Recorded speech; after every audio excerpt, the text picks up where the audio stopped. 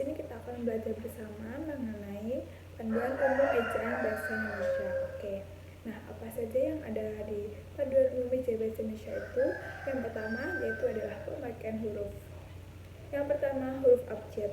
Huruf abjad yang dipakai dalam ejaan bahasa Indonesia terdiri atas 26 huruf dari A sampai Z. Sebenarnya kawan-kawan sudah mengetahui dan memahami ya.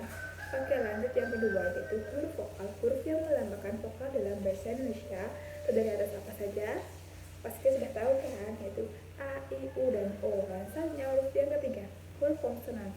Huruf konsonan, huruf yang melambangkan konsonan dalam bahasa Indonesia terdiri atas 21 huruf. Pastinya tahu kan, kecuali huruf vokal, kecuali huruf A, I, U, dan E, O.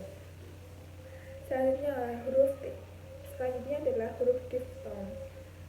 Huruf diftong ini dalam bahasa Indonesia terdapat 4 diftong yang dilambangkan dengan gabungan huruf vokal I, AU, E, dan O. Contohnya yaitu pantai dan pandai. Gabungan huruf konsonan yang pertama yaitu KH, NG, NY, dan SY. Masing-masing melambangkan satu bunyi konsonan. Contohnya khusus. Yang selanjutnya yaitu huruf kapital. Huruf kapital digunakan pada saat apa saja sih? Yang pertama, huruf kapital dipakai sebagai huruf pertama awal kalimat.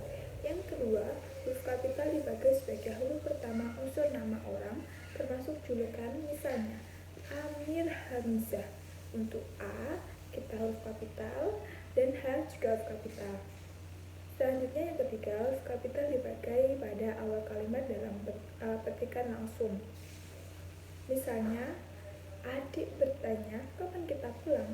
Untuk A-nya huruf kapital, dan kapan kita pulang? K kapital. Selanjutnya, huruf kapital dipakai sebagai huruf pertama setiap kata nama, agama, kitab suci, dan Tuhan, termasuk sebutan dan kata ganti untuk Tuhan, misalnya Islam dan Al-Quran. Untuk I, dalam kata Islam, I-nya kapital, dan untuk Al-Quran, A-nya juga kapital. Yang kelima, huruf kapital dipakai sebagai huruf pertama unsur nama, gelar, kehormatan, keturunan, agama, dan misalnya Sultan Hasanuddin. Untuk S kapital dan H juga kapital.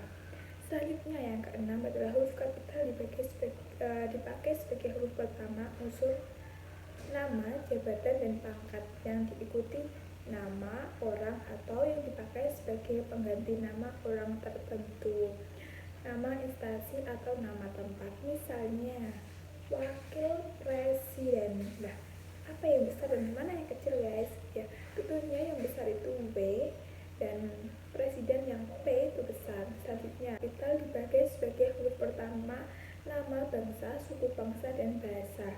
Misalnya bangsa Indonesia lah, itu mana yang besar? Yang besar tentunya Indonesia, yang I.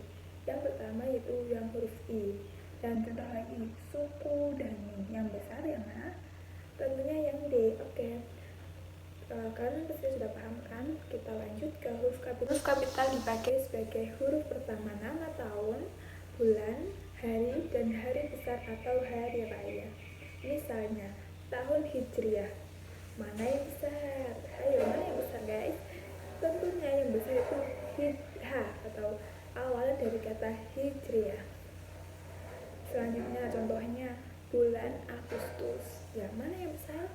Tentunya besar yang Agustus ya, yang A pertama kali kata Agustus yaitu yang A. Oke. Selanjutnya huruf kapital dipakai sebagai huruf pertama nama geografi. Misalnya Jakarta. Yang J-nya yang besar ya guys. Terus Asia Tenggara, yang A besar dan T yang besar. Untuk penggunaan huruf kapital sebagai nama geografi ada catatannya ya. Yang pertama, huruf pertama nama geografi yang bukan nama diri tidak ditulis dengan huruf kapital. Misalnya berlayar ke Teluk.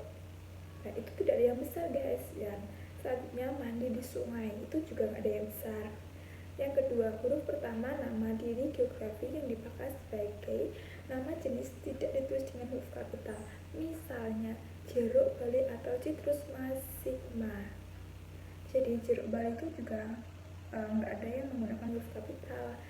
Contoh lagi, kacang Bogor itu kecil semua ya, soalnya itu nama jenis. Oke, pedoman yang kedua yaitu penulisan kata. Yang pertama kata dasar, yang kedua kata beribuan, yang ketiga bentuk ulang, yang keempat gabungan kata, yang kelima pemanggilan kata, yang keenam kata depan seperti di, ke, dan dari ditulis terpisah dari kata yang mengikutinya.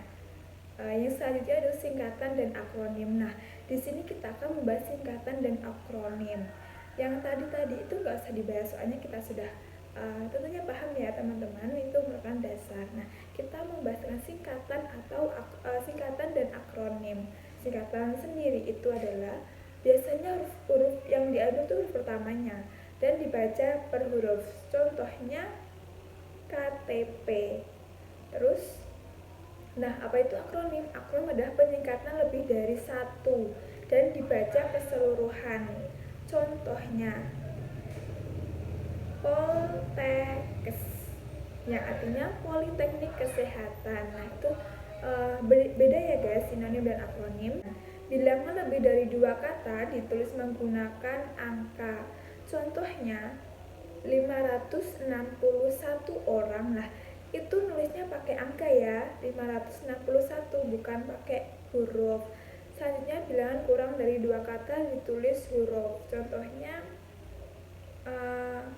2 orang sedang mandi. Jadi 2 terus pakai huruf ya guys. Selanjutnya, pedoman pemakaian tanda baca. Yang pertama, tanda titik. Apa sih tanda titik itu dipakai pada saat apa saja? Yang pertama, tanda titik dipakai pada akhir kalimat pernyataan. Yang kedua, tanda titik dipakai di belakang angka atau huruf dalam suatu bagan, ikhtisar atau daftar.